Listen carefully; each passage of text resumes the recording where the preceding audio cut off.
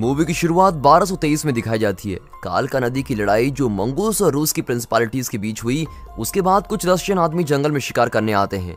उनमें से 2 आदमी अपने बच्चों को साथ लाए हैं। उन बच्चों में एक लड़की है जिसका नाम नस्त्या है और उसे बांसुरी बजाना बहुत ही पसंद है, और एक कोलोवर्थ नाम का एक लड़का भी है जो सपने देखता है कि वो बड़े होके एक योद्धा और राजकुमार का रक्षक बनेगा। बदकिस्मती से उन्हें मंगोलियन सैनिक घेर लेते हैं जिन्हें कमांडर खोस्तुबरल लीड कर रहा है। अपनी बांसुरी खोने के बाद नस्त्या एक घोड़े को लेकर शहर में मदद मांगने जाती है, जहां दूसरी तरफ कोलोवर्थ वहीं रुक के लड़ाई करने की कोशिश करता है। सारे रशियन आदमी मारे जाते हैं और कोलोवर्थ खुद की रक्षा करने के लिए 2 तलवार पकड़ लेता है, पर इससे पहले वो कुछ करता खोस्तुबरल उसकी गर्दन पर भूलास फेंक देता है जिससे वो बेहोश हो जाता है। अब 14 साल बीत चुके हैं, कोलोवर्थ बड़ा हो चुका है। वो नींद से उठता है तो देखता है कि वो बिस्तर में बंधा हुआ है और उसे पहले का कुछ याद नहीं है, इसलिए वो डर जाता है। नस्त्या भी बड़ी हो चुकी है और उसे कोलोवर्थ के ऐसे रिएक्शन की आदत है, इसलिए वो भाग के उसके पास आके उसको समझाने आती है। मंगोल्स उसे मारने के लिए छोड़कर चले गए पर वो जिंदा बच गया। अब वो राजकुमार के सुरक्षा का खास आदमी है और उसकी शादी नस्त्या से हुई है और उसके 2 बच्चे भी हैं। अब ये सब सुनने के बाद और घर में घूमने पर कोलोवर्थ को सब याद आता है,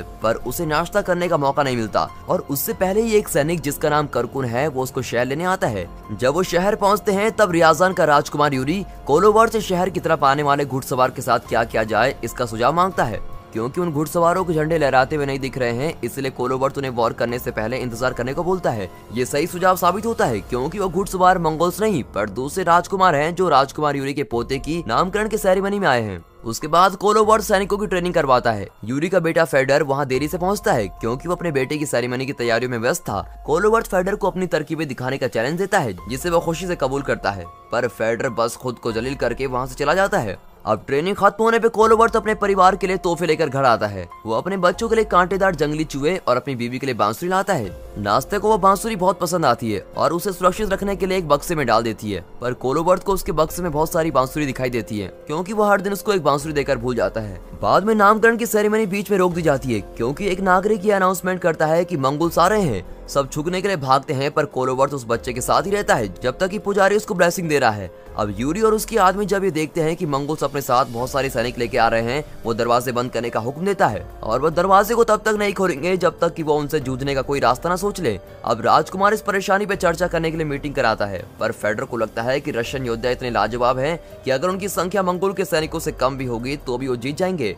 बाकी सलाहकारों को लगता है कि उन्हें श्रद्धांजलि देनी चाहिए, इससे उनका शहर गरीब हो जाएगा, पर कम से कम वो जिंदा तो बचे रहेंगे। यूरी फैसला करता है कि वो फेडर को कुछ सैनिकों के साथ मंगोल से बात करने भेजेगा और उस दौरान वो नजदीकी शहर से मदद मांगेंगे। दूसरी तरफ कोलोवर्थ मीटिंग बीच में छोड़ के शहर का हाल देखने जाता है और वो देखता है कि सब लोग बहुत घबराए हुए हैं। कोलोवर्थ जाकर नाम के एक आदमी से टकराता है जो दवाइयां बेचता है। जाकर उससे रिक्वेस्ट करता है कि वो उसे दवाई के बदले बाहर जाने दे, पर कोलोवर्थ उसे याद दिलाता है कि सारा शहर घिरा हुआ है और बचने का कोई रास्ता नहीं है। उसके बाद वो घर लौट के देखता है कि यूरी ने हुक्म दिया है कि कोलोवर्थ अपने आदमियों को इकट्ठा करके फेडर के साथ मंगोल से बात करने जाएगा। कोलोवर्थ को ये सही नहीं लगता क्योंकि उसकी याददाश्त में दिक्कत है और नस्त्या भी इस बात पे सहमत होती है और रोते रोते राजकुमार से फरियाद करती है कि वो इस बारे में फिर सोच लें। लेकिन यूरी सबसे ज्यादा भरोसा कोलोवर्थ पे करता है, इसलिए वो अपना फैसला नहीं बदलता। अब सैनिक आगे बढ़ने के लिए दरवाजे पे इकट्ठा होते हैं और करकुन भी साथ में जा रहा होता है। क्योंकि उन लोगों को ट्रांसलेटर की जरूरत है तो कोलोवर्थ जाकर को साथ चलने के लिए चुनता है क्योंकि उसे मंगोल भाषा आती है। नस्त्या अपने पति के लिए अभी भी चिंता में है, इसलिए वो उनकी नौकरानी लाड़ा को लाती है जिसने अभी कोलोवर्थ की सुबह मदद करनी सीखी है, और नस्त्या बच्चों के साथ घर में ही रहेगी। उनकी गाड़ी में धन रखने के बाद वो लोग मंगोलियों के कैंप की तरफ बढ़ते हैं। वहां पहुंचने पे उनकी लीडर बातू खान के टेंट का रास्ता दिखलाया जाता है जो जंगीज खान के पोते हैं। उनके द्वारा लाई गई चीज कबूल करी जाती है और उन्हें खाने पीने के लिए बिठाया जाता है। मौका देखते ही वो लोग जो चाहते हैं वो मंगोल से मांगते हैं। बातू खान बोलता है कि उसे कुछ नहीं चाहिए, जो भी इंसान बातू खान के आगे झुकेगा उसकी अच्छे से देखभाल करी जाएगी। पर फेडर जवाब देता है कि वो बातू खान को झुकते हुए देखना चाहता है। कोलोवर्थ जो कब से बातू के बड़े से नक्शे को घूर रहा है वो खड़ा होता है और फेडर के बचाव में आगे आके बोलता है कि उनका शहर बस उनकी लाशों के बाद लिया जाएगा। बातू खान बोलता है कि वो कभी किसी के आगे नहीं झुकेगा और वो कोलोवर्थ की हिम्मत की दाद देता है और उसे तोहफे में ट्रांजिस्ट की चिट्ठी वाला ताबीज देता है। इस चिट्ठी से एक इंसान दुश्मन की सीमा में बिना वार किए और वार खाई जा सकता है। पर खान पान का लुत्फ उठाते हुए बातू खान उन्हें छोटा सा शो दिखाता है। ये मंगोल्स द्वारा साजिश होती है ताकि वो रशियन का ध्यान भटका सके और उन्हें घेर ले, पर ये प्लान काम नहीं करता। रशियन नौकरों ने टेबल संभाला है और वो मंगोल्स को आते देखकर बिल्कुल सही समय पे अपने देशवासियों को सतर्क कर देते हैं। लड़ाई शुरू हो जाती है और कोलोवर्थ नौकर और बाकी सबको टेंट से बाहर ले जाता है और रास्ते में आने वाले सैनिकों को चीरते हैं ताकि कुछ घोड़े चुराकर जंगल में भाग सके। लेकिन फेडर को तीर लग जाता है और वो वहीं रुकने का फैसला करता है ताकि उसके दोस्तों को भागने का समय मिल जाए, पर वो खोस्त्रवल द्वारा मारा जाता है। बातू खान फैसला करता है कि उनके पीछे भागने का कोई फायदा नहीं है और वो सबको जंग के लिए तैयार होने का हुक्म देता है। कुछ घंटे बाद कोलोबर्ट और उसके साथियों को बर्फ के तूफान के कारण जंगल को पार करने में दिक्कत होती है। अचानक से एक बड़ा सा भालू उनकी तरफ आता है, पर वो अटैक नहीं करता क्योंकि वो एक रशियन साथी नेस्टर के कंट्रोल में है। अब नेस्टर उन्हें एक बड़ी गुफा में आराम करने ले जाता है जहाँ वो तूफान रुकने के इंतजार करते हैं, लेकिन कोलोबर्ट आराम करने से इनकार करता है और नेस्टर से दवाई मांगता है जिससे वो उठा रहेगा और अपनी यादों से परेशान नहीं होगा। पर नेस्टर ऐसी दवाई बनाने से मना कर देता है क्योंकि उसके ख्याल से हर सुबह बिना किसी याद के उठना एक किस्मत की बात है जिसके कारण इंसान अपनी जिंदगी नए सिरे से शुरू करता है। कोलोबर्ट आग के सामने बैठ के जगह रहने की पूरी कोशिश करता है। उसे याद आता है जो नक्शा उसने टेंट में देखा था वो उसे अभी भी याद है, इसलिए वो उसको भूलने से पहले उसे लिख लेता है। मौसम के शांत होते ही वो सब नेस्टर को गुफा में अकेला छोड़कर चले जाते हैं, लेकिन जब तक वो रैजान लौटते हैं काफी देर हो चुकी है। मंगोल ने शहर तबाह कर दिया है, ज्यादातर इमारतें बड़ी गुलेल से तोड़ दी गई हैं। मेन घंटी अपनी रस्सी से गिर गई है। तीरंदाजों ने यूरी को मार दिया है। फेडर की बीवी पकड़े जाने के डर से अपने बच्चे के साथ कूद गई और नस्ते अपने बच्चों के साथ घर में ही रही जिसमें आग लग गई और वो जल के मर गए। अपने घर की राख से जब कोलोबर्ट को बांसुरी मिलती है जिसे उसने खुद खुरेदा था, तब वो अपने आदमियों को इकट्ठा करता है और दोबारा घंटी खड़ा करता है ताकि अगर कोई भी जीवित बचा हो तो वो बाहर आ जाएंगे। ज्यादा लोग नहीं बचे हैं और बचने वालों में ज्यादा बच्चे हैं। अचानक से कोई बोलता है कि मंगोल बचे हुए लोगों को भी खत्म करने आ रहे हैं। तब कोलोबर्ट जल्दी से तरकीब बनाता है। सब लोग छुप जाते हैं, पर वो घंटी के नीचे रुककर मंगूस द्वारा पकड़े जाने का नाटक करते हैं। पर जैसे ही मंगूस पास आते हैं वो उन पे हमला कर देते हैं। कोलोबर्ट जो एक समय पे 2 तलवारों से वार करता है वो बहुत अच्छा साबित होता है और इससे वो चुटकियों में बहुत दुश्मनों को मार देता है। जब वो दुश्मनों की संख्या कम करता है उसके आदमी बाहर आते हैं और उसके बचे हुए दुश्मनों को खत्म करने में मदद करते हैं। लड़ाई खत्म होने पे कोलोबर्ट एक तरकीब लगाता है। वो 3 दूत को पड़ोसी शहर में चेतावनी देने और मदद मांगने भेजता है और बच्चों को नेस्टर की गुफा में भेजता है। कोलोबर्ट और सैनिक भीड़ का ध्यान अपने ऊपर रखने की तरकीब सोच रहे हैं। किस्मत से ज़कार को एक ख्याल आता है। वो एक खास पोशन बनाता है और उसे उस पानी में मिला देता है जिसे मंगोल पी रहे हैं, जिससे वो सब बीमार हो जाएंगे। ये पक्का करने के लिए कि मंगोल को उनका संदेश मिले, कोलोबर्ट ट्रांजिट की चिट्ठी का एक हिस्सा फाड़ देता है और खोस्त्रवल के टेंट पे तीर मारता है। पानी का बदला लेने के लिए कमांडर कुछ सैनिकों को कोलोबर्ट के पीछे भेजता है, पर यह सारा एक जाल होता है। रशियन सैनिक उनका इंतजार कर रहे हैं और वो आसानी से उन्हें तीर से मार देते हैं। जब वो सुरक्षित होते हैं, कोलोबर्ट 3 दिन से न सोने के कारण और नहीं जाग पाता और सो जाता है। जब उनका ग्रुप कैंप लगा रहा होता है, लाड़ा कोलोबर्ट को पेट से बांध के सोते हुए देखती है और दुआ करती है कि कोलोबर्ट को उससे प्यार हो जाए। जब रात होती है, लाड़ा कोलोबर्ट को खाना खाने के लिए उठाती है, लेकिन वो कोलोबर्ट को सब बताने से पहले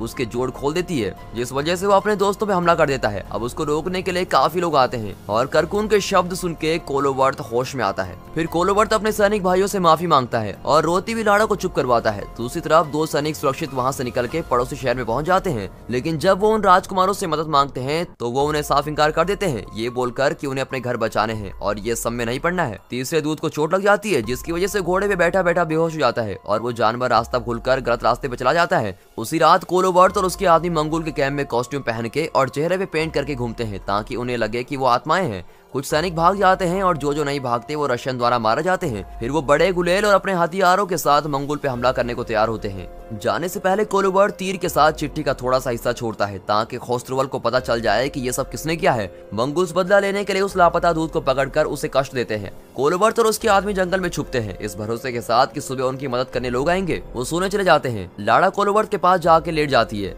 उसे नहीं पता कि कोलोबर्ट जागा हुआ है, इसलिए जब वो मुड़ के उसकी तरफ देखता है, लाड़ा को लगता है कि वो जाग रहा है, इसलिए वो सब यादें बोलती हैं। वो नाश्ता होने की एक्टिंग करती है, पर कोलोबर्ट उसे गले लगाने से पहले उसका झूठ पकड़ के उससे कहता है कि उसके घर में बस वही जिंदा है। जब सुबह होती है, कोलोबर्ट कुछ अजीब सी आवाजें सुन के जंगल के अंदर जाता है। उसे नहीं पता कि लाड़ा भी उसका पीछा कर रही है। इस तरह कोलोबर्ट को तीसरे दूत की डेड बॉडी मिलती है, जिसे वहाँ जाल के तौर पर छोड़ा गया है और अब कोलोबर्ट को हर तरफ से मंगूस ने घेरा हुआ है। लाड़ा वापस कैंप की तरह मदद मांगने भागती है। तब खोस्त्रवल हैरानी से कोलोबर्ट को अकेले सब सैनिकों से लड़ते देखता है। उसी समय कोलोबर्ट के इर्द गिर्द बर्फ का तूफान चलने लगता है। कमांडर उसे अपने भोलास से रोकने की कोशिश करता है, जैसे सालों पहले किया था, पर इस बार कोलोबर्ट उन्हें अपनी तलवार से रोक देता है। जैसे ही तूफान और बढ़ता है, नेस्टर और भालू वहां आके काफी मंगूस को मार देते हैं और बचे हुए लोगों को डराकर भगा देते हैं।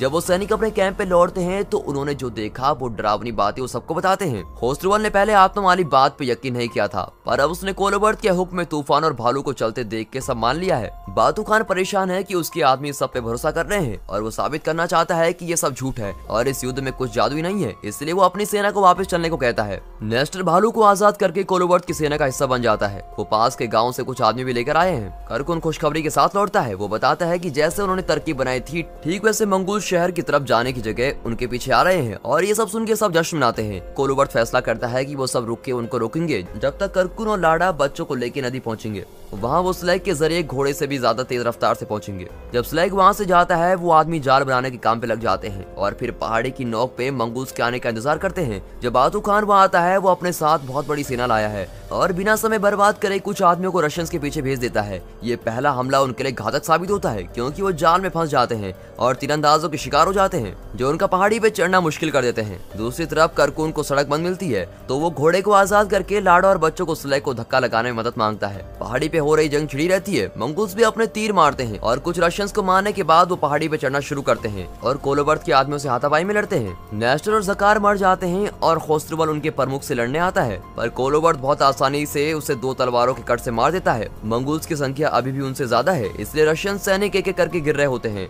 पर उन्होंने करकुन की नदी तक पहुंचने तक पहाड़ी की नोक को बचाया हुआ है। लेकिन करकुन को थोड़ी परेशानी होती है। सेल को जिस गांठ से बांधा हुआ है वो बर्फ से जमी हुई है और वहाँ आग नहीं है। फिर लाड़ा बच्चों की मदद से रस्सी को खोल देती है और सेल चलने को तैयार हो जाती है। अब वो आराम से भाग सकते हैं। कोलोबर्ट के पास बस कुछ आदमी बचे हैं और वो बचे हुए मंगूस को पहाड़ी की नोक पे हराकर अपना झंडा लहराता है। बातू खान को बहुत गुस्सा आता है और वो अपने दूत को पता करने भेजता है कि रशियंस क्या चाहते हैं, पर कोलोबर्ट उन्हें वही बातें बोलता है जो उन्हें कुछ दिन पहले सुनने को मिली थी। बातू खान बहुत गुस्से में अपने आदमियों को बड़ी गुलेल से फायर करने का हुक्म देता है। कोलोबर्ट स्लैग को नदी में देखता है और बचे हुए लोगों के भागने का जश्न मनाता है, पर तभी पत्थर लगने से वो बेहोश हो जाता है। जब कुछ सेकंड्स बाद वो उठता है कोलोबर्ट के पास उसकी सारी यादें हैं और उसके सारे आदमी मर चुके हैं। अपनी आखिरी चाल के तहत वो अपना तावीज दिखाते हुए खुद को बचाते हुए पहाड़ से नीचे उतरता है। कोलोबर्ट जमीन पे गिर के बातू खान को बोलता है कि एक दिन उसके लोग अपना इंतकाम लेंगे। फिर वो अपना तावीज बर्फ में गिरा के मंगोल के प्रमुख को वो वापस लेने को बोलता है। जैसे बताया गया है बातू खान वो तावीज उठा लेता है। कोलोबर्ट हंसता है और बोलता है कि मरने से पहले उसने बातू खान को अपने आगे झुका लिया है। क्या कभी आपने किसी को उसके घमंड से झुकाया है? अगर हाँ तो कमेंट सेक्शन में जरूर बताइएगा। बातू खान कोलोबर्ट की हीरोपंती से इम्प्रेस होकर बोलता है कि अगर वो उसका आदमी होता तो वो उसका सबसे भरोसेमंद होता,